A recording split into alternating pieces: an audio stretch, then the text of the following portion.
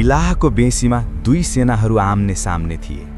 40 दिनदेखि एउटा अजङ्गको दानवले चुनौती दिइरहेको थियो र पूरा सेना मौन उभिएको थियो। इजरायलसँग हतियार थिए, सिपाही थिए, राजा थिए, तर विश्वास थिएन। अनि त्यतिबेलै एउटा गोठालो अघि बढ्यो। न तरबार न ढाल, केवल भरोसा। एउटा ढुङ्गा उड्यो, एउटा दानव ढल्यो र इतिहास बदलियो। अन्त्यसम्म हेर्नुहोस्, किनकि यो एउटा युद्धको कथा मात्र होइन, यसले बताउँछ कि असली शक्ति कहाँबाट आउँछ।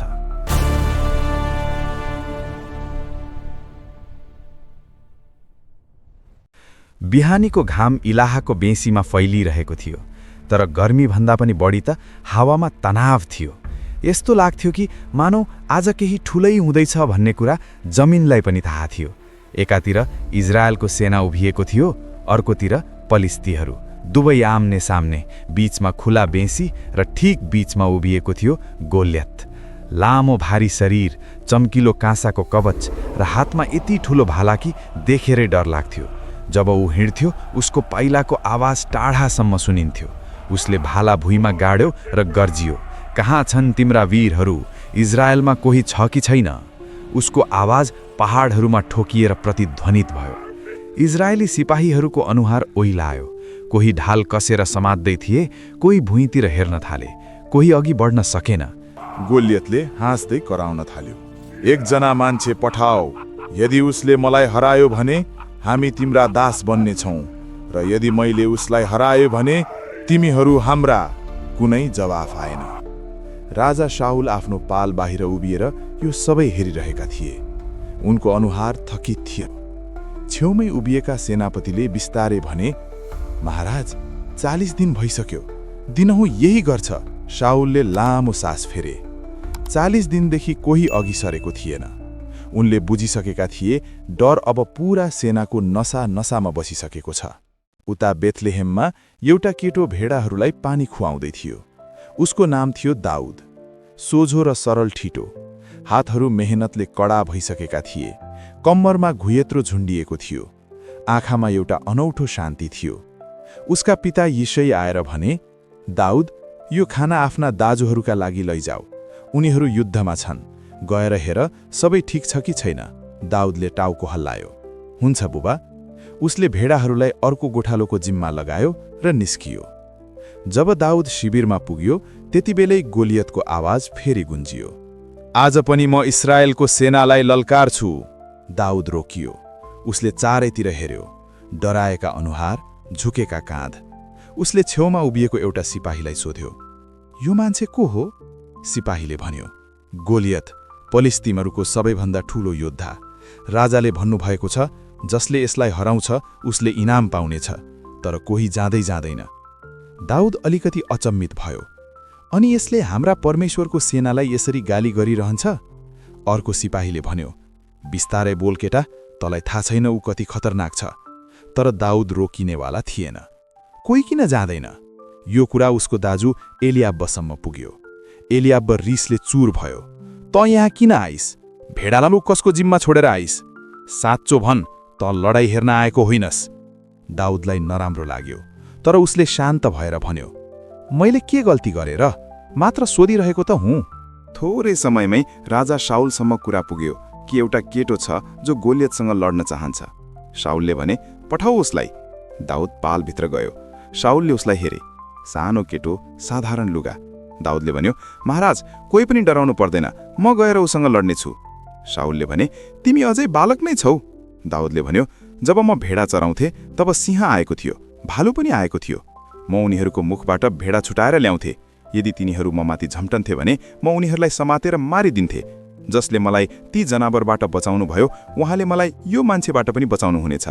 शाउल केही बेर चुप लागे अनि भने, ठिक छ, जाऊ, प्रभु तिम्रो साथमा हुनुहोस्। उनले आफ्नो कवच दाउदलाई पहिराइदिए। दाउद 2 कदम चल्यो र रोकियो। म यस कवचमा हिँड्नै सक्दिनँ भन्दै उसले कवच उतारिदियो। खोलाबाट 5 वटा चिल्ला ढुङ्गा टिप्यो, झोलामा हाल्यो र घोयत्रो कस्यो। जब ऊ बेसीतिर बढ्यो, गोलियत उसलाई देखेर जोडले हाँस्यो। ए, के म कुकुर हुँ र लाउरो लिएर आइस?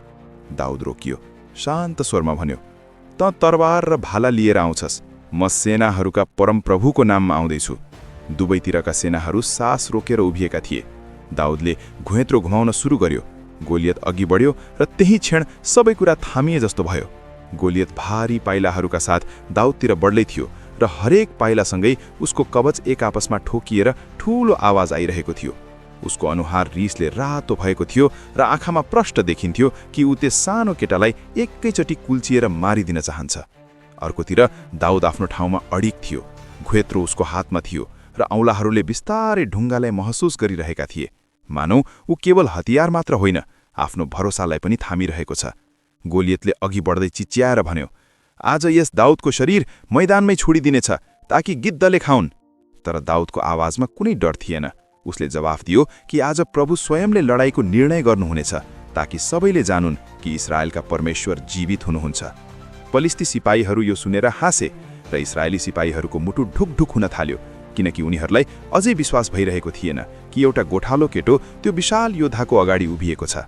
गोलियत अचानक तीव्र गतिमा अघि बढ्न थाल्यो। भाला उसको हातमा ठिक्क परेको थियो र त्यही क्षण दाउद पनि अघि बढ्यो। उसले घुइँत्रोलाई फनफन घुमाउन सुरु गर्यो। घुइँत्रोको आवाज हावामा एउटा सुसेली जस्तो गुन्जियो र उसका आँखा गोलियतको निधारमा केन्द्रित रहे।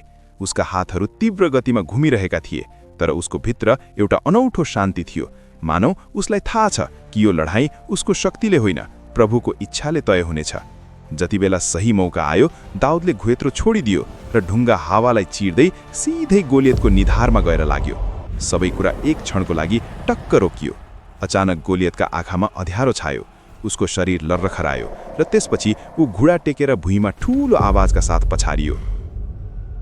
बेसीमा एउटा भारी कम्पन आवाज गुन्जियो र केही सेकेन्डसम्म कसैले केही बोल्न सकेनन्। दाउद ढिलो नगरी अघि दौड्यो, गोलियतको तरवार उठायो र एकै प्रहारमा उसको टाउको छिनालिदियो। त्यति नै बेलै इजरायली सेनामा ठूलो जय जयकारको आवाज गुन्जियो र सिपाहीहरू पलिस्तीहरूतिर दौडिए, जो अब डरले काँप्दै पछि भागिरहेका थिए। केही बेर अघि जो मानिसहरू जितको सपना देखिरहेका थिए, उनीहरू अब ज्यान जोगाउन यताउता भागिरहेका थिए र इजरायली सिपाहीहरूले उनीहरूलाई टाढासम्म लखेटे। जब सबै कुरा शान्त भयो र लडाईँ सकियो, दाउद थकित तर स्थिर मनले शिविरतिर फर्कियो। उसका लुगा धुलोले भरिएका थिए र हातहरू हल्का कामिरहेका थिए, तर उसका आँखाहरूमा कुनै घमण्ड थिएन, मात्र धन्यवाद र सुकुन थियो। राजा साउलले उसलाई बोलाए र सोधे कि ऊ कसको छोरो हो। दाउदले झुकेर भन्यो, म उही बेथलेहेमका यिशैको छोरो हुँ। साउलले उसलाई हेरिरहे र बुझ्दैछन् कि यो केटो साधारण होइन। त्यस दिनपछि दाउदको नाम जताततै फैलियो। जब सेना सहरहरू हुँदै फर्कियो, महिलाहरू खैजडी र वीणा लिएर बाहिर निस्किए र गाउँदै भन्न थाले कि साउलले हजारौंलाई मारेका छन्, तर दाउदले 10,000लाई। यो गीत मानिसहरूको जिब्रोमा बस्यो, तर यही शब्दले राजा साउलको मनमा एउटा नयाँ डर पनि पैदा गरिदियो। बाहिरबाट उनी मुस्कुराइरहेका थिए, तर भित्रभित्रै उनलाई लाग्न थाल्यो कि मानिसहरू अब दाउदलाई आफूलाई भन्दा बढी माया गर्न थालेका छन्। दाउदलाई दरबारमा बोलाइयो र उसलाई सेनामा उच्च पद दिइयो। ऊ राजाका लागि लडाईँहरू जितिरह्यो र जहाँ गए पनि मानिसहरूले उसको सम्मान गर्थे। तर दाउदको स्वभाव बदलिएन। ऊ अझै पनि त्यही साधारण केटो थियो जो हरेक जितपछि प्रभुलाई धन्यवाद दिन्थ्यो र जब मौका मिल्थ्यो बीडा बजाएर आफ्नो मनलाई शान्त पार्थ्यो। कतिपय अवस्थामा उसको धुनले साउलको छटपटीलाई पनि केही बेरका लागि कम गरिदिन्थ्यो, तर राजाको मनमा बसेको शङ्का बिस्तारै गहिरिँदै गइरहेको थियो। एक दिन जब दाउद वीणा बजाउँदै थियो, साउलको मनमा अचानक रिस उठ्यो र उनले भाला उठाएर ऊतिर फालिदिए। दाउदले भाला छले र भाला भित्तामा गएर गाडियो। कोठामा शान्ति छायो। दाउद केही नभनी बाहिर निस्कियो र त्यही क्षण उसले बुझ्यो कि जसले उसलाई युद्धमा पठाएको थियो त्यही राजा अब उसँग डराउन थालेका छन्। त्यो रात दाउद एक्लै बसेर आकाशतिर हेरिरहेको थियो, जहाँ ताराहरू शान्तसँग चम्किरहेका थिए। उसले बिस्तारै भन्यो कि प्रभुले मलाई यहाँसम्म पुर्याउनु भएको छ र अगाडिको बाटो पनि उहाँले नै देखाउनु हुनेछ। उसलाई थाहा थिएन कि अगाडि उसले अब जङ्गलमा भौतारिनु पर्नेछ, राजाबाट बचेर भाग्नु पर्नेछ र कतिपय अवस्थामा एक्लोपनसँग लड्नु पर्नेछ। तर उसलाई यो पक्कै थाहा थियो कि जसले गोलियतलाई ढाल्नुभयो उहाँले नै उसलाई हरेक कठिनाइबाट निकाल्नुहुनेछ। दाउद त्यस समय दरबारमा बस्न थालेको थियो, तर उसको लागि यो कुनै आरामको ठाउँ थिएन। बाहिरबाट सबै कुरा राम्रो देखिन्थ्यो। अग्ला पर्खाल, चम्किला कोठाहरू, सिपाहीहरूको सलामी। तर भित्रभित्रै उसले हरेक पल महसुस गर्थ्यो कि हावा बदलिसकेको छ। मानिसहरू उसलाई सम्मान गर्थे, सिपाहीहरू उसको पिठ्यू थपथपाउँथे र जहाँ ऊ जान्थ्यो काने खुसी सुरु हुन्थ्यो कि यही त्यही चेटो हो जसले गोलियटलाई ढालेको थियो। तर यही सम्मानका बीच राजा शाउलको आँखामा अब पहिलेको जस्तो आत्मीयता थिएन। त्यहाँ अब शङ्का थियो र बिस्तारै त्यो शङ्का डरमा बदलिरहेको थियो। शाउल दिनहुँ दाउदलाई हेर्थे र उनको मनमा त्यही गीत गुन्जिरहन्थ्यो। शाउलले हजारौंलाई मारे, दाउदले 10,000लाई। उनले यी कुराहरूलाई बेवास्ता गर्ने कोसिस गर्थे, तर जब दाउद कुनै लडाईँ जितेर फर्कन्थ्यो र मानिसहरू उसको नाम लिएर खुसी मनाउँथे, शाउलको मन झन भारी हुन्थ्यो। उनलाई लाग्न थालेको थियो कि सिंहासन उनको हातबाट फुत्किँदैछ र यो सबै त्यही केटाको कारण भइरहेको छ जसलाई उनले आफैले अगाडि बढाएका थिए। दाउदलाई यी कुराहरूको पूर्ण ज्ञान थिएन, तर उसले यो पक्कै महसुस गरिरहेको थियो कि राजा अब पहिले जस्ता रहेनन्। कतिपय समयमा जब ऊ वीणा बजाउन आउँथ्यो, शाउलले उसलाई कुनै अपरिचितलाई हेरे जस्तै गरी हेर्थे। दाउदले आफ्ना धुनहरूले उनको मन शान्त पार्ने प्रयास गर्थ्यो, तर केही चोटहरू यस्ता हुन्छन् जुन सङ्गीतले भरिँदैनन्। एक साँझ शाउलले फेरि भाला उठाए। दाउद अगाडि उभिएर वीणा बजाइरहेको थियो, तब अचानक हावामा भालाको सुसेली सुनियो। दाउदले फुर्तीका साथ आफूलाई एक छेउ लगायो र भाला भित्तामा गाडियो। उसको मुटुको धड्कन तेज भयो। उसले केही नबोली बिस्तारै बाहिर निस्कियो। त्यही क्षण उसले बुझ्यो कि दरबार अब उसको लागि सुरक्षित छैन। त्यो रात दाउद आफ्नो कोठामा बसिरह्यो, सोचिरह्यो कि उसले के गल्ती गर्यो। उसले त सधैँ राजाको सम्मान गरेको थियो, हरेक लडाईँमा ज्यान दिएको थियो, फेरि यो सबै किन? तर यसको जवाफ नै थिएन। मात्र एउटा कुरा प्रष्ट थियो, अब उसले सावधान रहनुपर्छ। अर्का केही दिनहरूमा शाउलले दाउदलाई खतरनाक मिसनहरूमा पठाउन सुरु गरे, सायद यो आशामा कि ऊ कुनै युद्धमा मारियोस्। तर हरेक पटक दाउद सही सलामत फर्कन्थ्यो र हरेक जितसँगै मानिसहरूको माया झन बढ्दै जान्थ्यो। यो कुराले शाउललाई अझ बढी सताउन थाल्यो। यसैबीच दाउदको मित्रता शाउलको छोरा जोनाथनसँग गाढा भइसकेको थियो। जोनाथनले दाउदमा त्यही सत्यता र भरोसा देखेका थिए जुन उनी आफैले आफ्नो हृदयमा महसुस गर्थे। एक दिन उनले दाउदलाई छुट्टै लगेर भने, मेरो बुबा तिमीलाई हानि पुर्याउन चाहनुहुन्छ, तिमीले यहाँबाट जानुपर्छ। यो सुनेर दाउदलाई झट्का लाग्यो, तर उसको मनमा पहिले नै यो डर बसिसकेको थियो। उसले भारी मनले भन्यो, मैले तिम्रो बुबाको के बिगारेको छु र? मैले त सधैँ उहाँको सेवा गरेको छु। जोनाथनले उसको हात समाते, मलाई थाहा छ, तर अब कुरा तर्कको रहेन, तिमीले आफ्नो ज्यान जोगाउनुपर्छ। त्यो रात दुवैले चुपचाप योजना बनाए। जोनाथनले वाचा गरे कि उनले आफ्नो बुबाको मनसाय बुझ्ने प्रयास गर्नेछन् र दाउदलाई खबर दिनेछन्। केही दिनपछि जब शाउल साँच्चै दाउदलाई मार्न चाहन्छन् भन्ने कुरा प्रष्ट भयो, तब जोनाथनले उसलाई सङ्केत दिए र दाउद अँध्यारोमा सहरबाट निस्कियो। अब दाउद एक्लो थियो, न कुनै सेना न कुनै दरबार, मात्र उसको विश्वास र खुल्ला बाटो। ऊ जङ्गलहरूमा भौतारिन थाल्यो, कहिले पहाडहरूमा लुक्थ्यो, कहिले गुफामा रात बिताउँथ्यो। धेरै पटक भोकले पेट बटारिन्थ्यो, धेरै पटक जाडोले शरीर काँप्थ्यो, तर हरेक रात ऊ आकाशतिर हेर्थ्यो र प्रभुलाई यही भन्थ्यो कि तपाईले मलाई यहाँसम्म ल्याउनु भएको छ, अगाडि पनि तपाईले नै सम्हाल्नुहोस्। बिस्तारै केही मानिसहरू ऊ कहाँ आउन थाले, त्यस्ता मानिसहरू जो आफै पनि पीडित थिए, ऋणमा डुबेका थिए वा जीवनबाट हारिसकेका थिए। दाउदले उनीहरूलाई आफूसँगै राख्यो। तिनीहरू कुनै ठूलो सेना थिएनन्, मात्र टुटेका मानिसहरू थिए, तर दाउदले उनीहरूलाई एउटा परिवार जस्तै सम्हाल्थ्यो। त्यही केटो जो कहिले भेडा चराउँथ्यो अब यी मानिसहरूको नेता बनिसकेको थियो। उता शाउल दाउदको खोजीमा सेना लिएर निस्किए। जङ्गल, पहाड, गाउँ जहाँ खबर पाइन्थ्यो त्यहाँ पुगिहाल्थे। धेरै पटक यस्तो भयो कि शाउल निकै नजिक पुगे, तर हरेक पटक कुनै न कुनै तरिकाले दाउद उम्कन्थ्यो। एक पटक त दाउदलाई मौका पनि मिल्यो कि उसले सुतिरहेका शाउललाई मारिदिन सक्थ्यो, तर उसले त्यसो गरेन। उसले आफ्ना साथीहरूलाई भन्यो कि उसले प्रभुद्वारा चुनिएका राजामाथि हात उठाउने छैन। यो निर्णय सजिलो थिएन।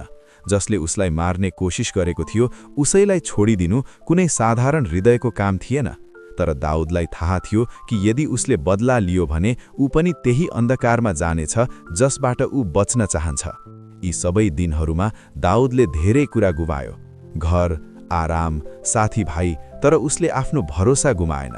उसले सिक्यो कि शक्ति तरबारमा हुँदैन, बरु त्यो विश्वासमा हुन्छ जसले मानिसलाई सही बाटोमा टिकाइराख्छ। अनि कतै न कतै समयले आफ्नै तरिकाले काम गरिरहेको थियो। राजा शाउल बिस्तारै कमजोर भइरहेका थिए। उनको डरले उनलाई खाइरहेको थियो।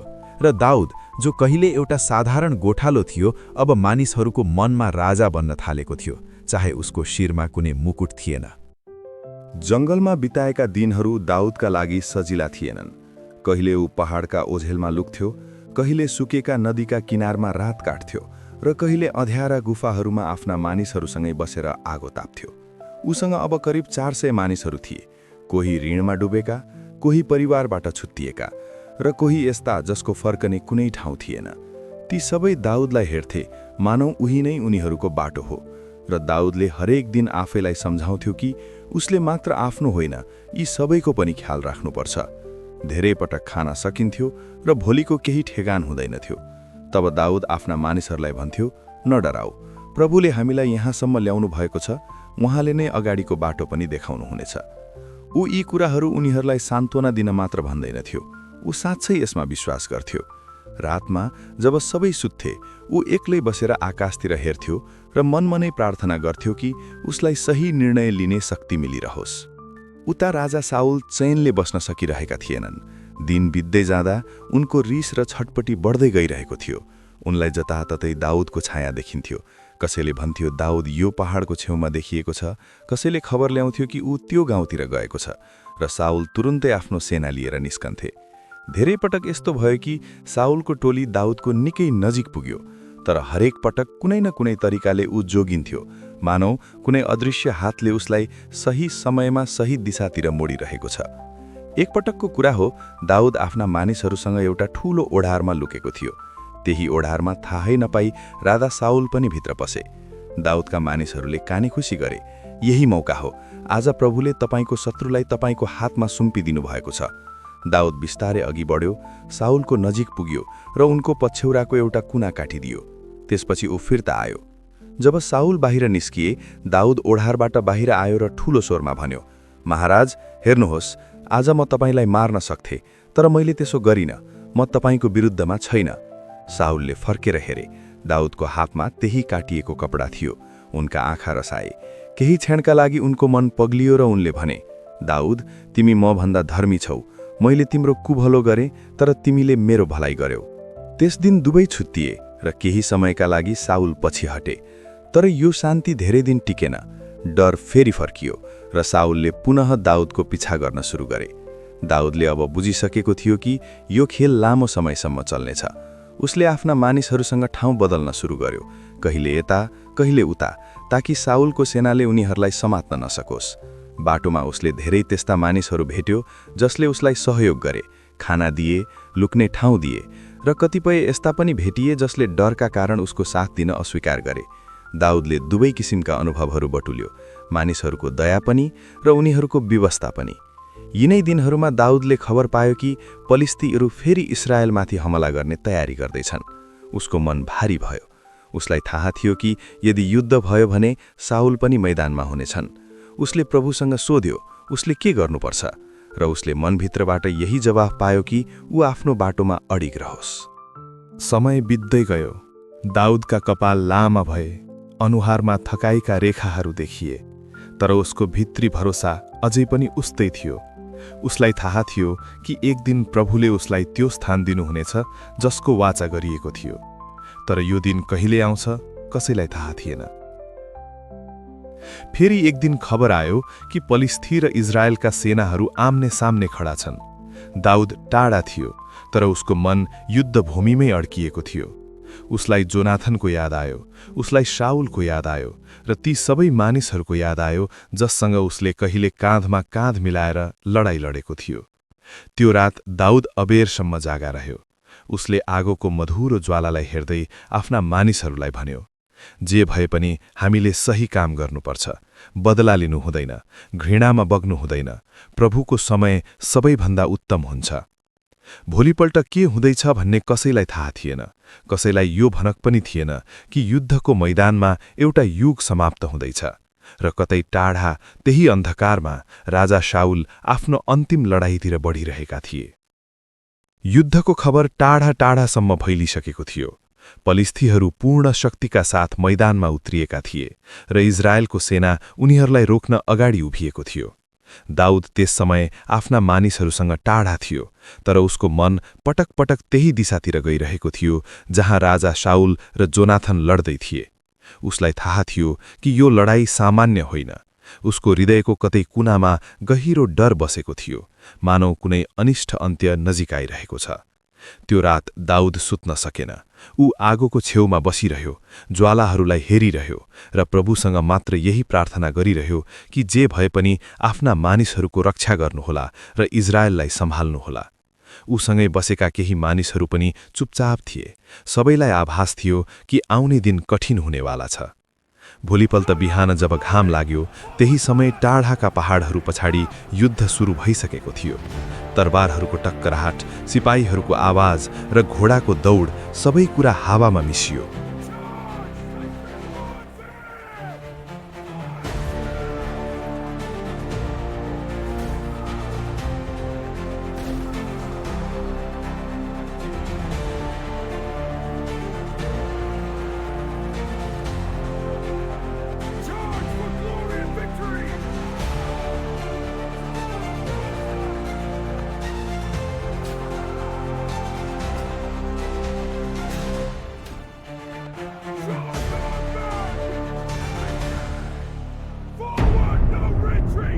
दाउद त्यहाँ नभए पनि केही घण्टापछि एउटा घाइते सिपाही दौडन्दै आयो र उसले कामेको स्वरमा खबर दियो कि इजरायल पछि हटिरहेको छ, पलिस्थीहरूको भारी परिरहेको छ। यो सुन्ने बित्तिकै दाउदको मुटु नै बन्द भए जस्तो भयो। उसले तुरुन्तै सोध्यो, राजालाई के भयो? जोनाथनलाई के भयो? सिपाहीले टाउको झुक्यायो। उसका आँखाबाट आँसु झरे।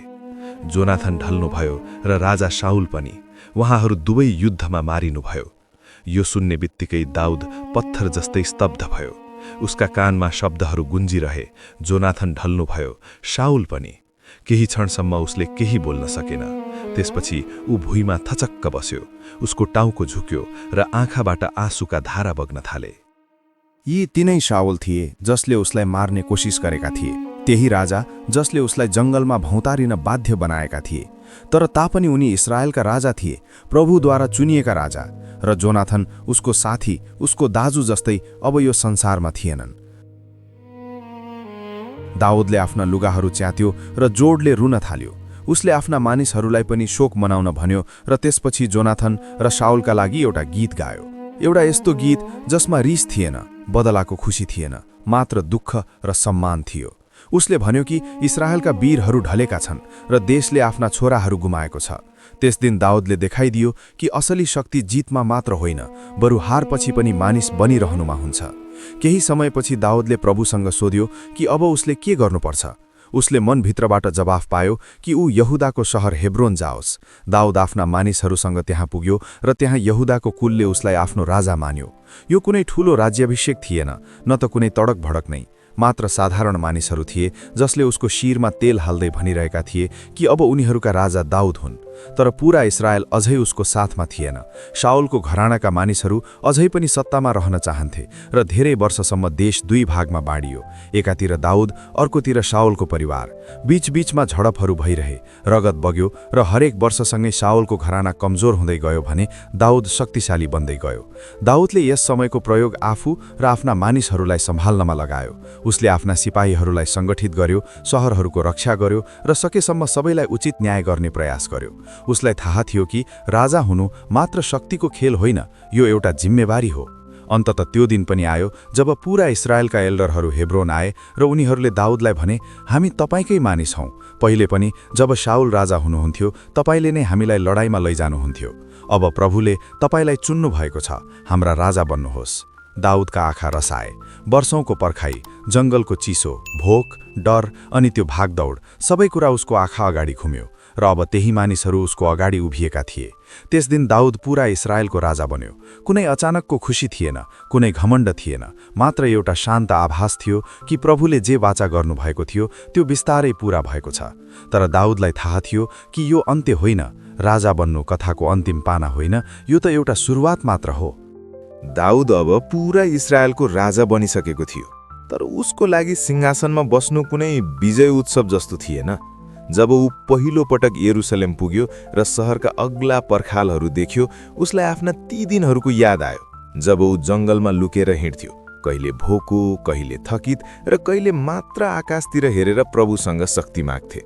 अब उसको अगाडि त्यही सहर थियो, त्यही मानिसहरू थिए, तर उसको भित्र अझै पनि त्यही साधारण गोठालो जीवित थियो। उसले यरुसलेमलाई आफ्नो राजधानी बनायो र बिस्तारै पूरा देशलाई एकताबद्ध गर्ने प्रयास सुरु गर्यो। उसले छरिएका जनजातिहरूलाई एउटै झण्डामुनि ल्याउने काम गर्यो, पुराना झगडाहरूलाई सुल्झाउने कोसिस गर्यो र सीमाहरूको रक्षा बलियो बनायो। मानिसहरू उसलाई मन पराउँथे किनकि ऊ उनीहरूकै बीचमा रहन्थ्यो, उनीहरूका कुरा सुन्थ्यो र निर्णय गर्दा शक्तिले मात्र होइन, हृदयले पनि सोच्थ्यो। तर राजा बन्दैमा सबै कुरा सजिलो हुँदैन। दाउदले चाँडै बुझ्यो कि सत्तासँगै नयाँ समस्याहरू आउँछन्। छिमेकी देशहरूबाट खतरा थियो, भित्री राजनीति थियो र हरेक दिन कोही न कोही गुनासो लिएर दरबारमा खडा हुन्थे। तापनि ऊ हरेक बिहान उठेर प्रभुलाई धन्यवाद दिन्थ्यो र आफूलाई भन्थ्यो कि ऊ यो कुर्सीमा आफ्नो लागि होइन, बरु मानिसहरूका लागि बसेको हो। एक दिन उसले आफ्नो पुरानो साथी जोनाथानलाई सम्झ्यो। उसको मन भारी भयो। उसलाई लाग्यो कि यो जितमा पनि एउटा रिक्तता छ, किनकि जसले उसलाई सुरुमा साथ दिएका थिए उनी आज यहाँ छैनन्। त्यही यादमा उसले जोनाथानको छोरा मफीबोसेललाई खोज्न लगायो र उसलाई दरबारमा बोलायो। केटो खुट्टा खोच्याउँथ्यो र डराउँदै आयो, किनकि उसलाई लागेको थियो कि नयाँ राजाले उसलाई खत्तम पारिदिनेछन्। तर दाउदले उसलाई छेउमा बसायो र भन्यो, नडराऊ, म तिम्रो बुबा जोनाथानका लागि तिमीमाथि दया देखाउनेछु। तिमी सधैँ मसँगै भोजन गर्नेछौ, मेरो आफ्नै छोरो जस्तै। मफीबोसेलको आँखामा आँसु आयो।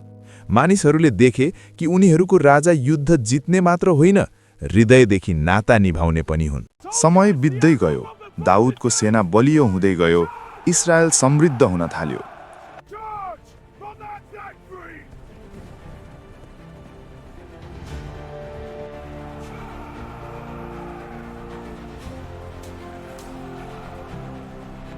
Charge, my brothers, for glory! Forward, stand in the way! For victory!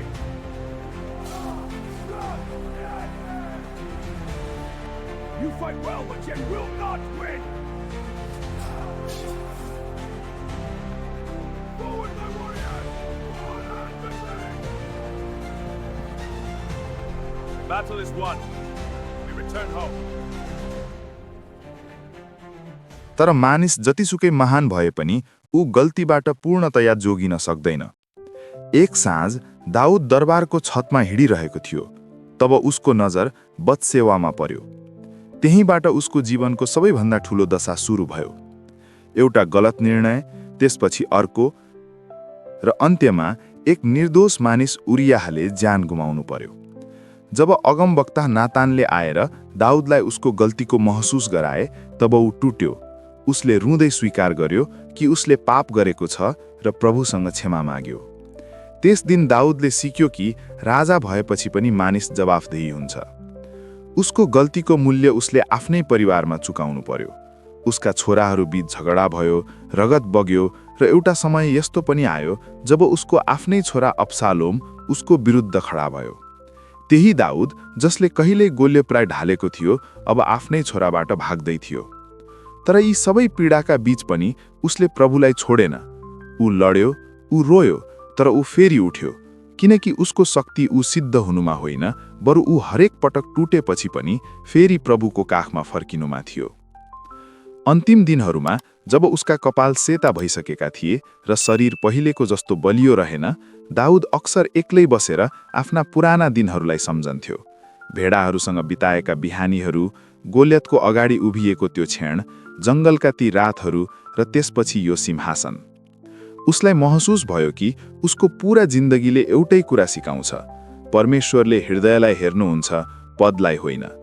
एउटा गोठालो राजा बन्यो, एउटा भाग्दै गरेको मान्छे राष्ट्रको नायक बन्यो। एउटा साधारण केटो इतिहासको हिस्सा बन्यो। र जब दाउदले अन्तिम पटक आफ्ना आँखा चिम्ल्यो, उसले आफ्नो पिछाडि यस्तो एउटा नाम छोड्यो जसलाई मानिसहरूले एउटा योद्धाको रूपमा मात्र होइन, बरु परमेश्वरको हृदय अनुसारको मानिसको रूपमा सम्झनेछन्।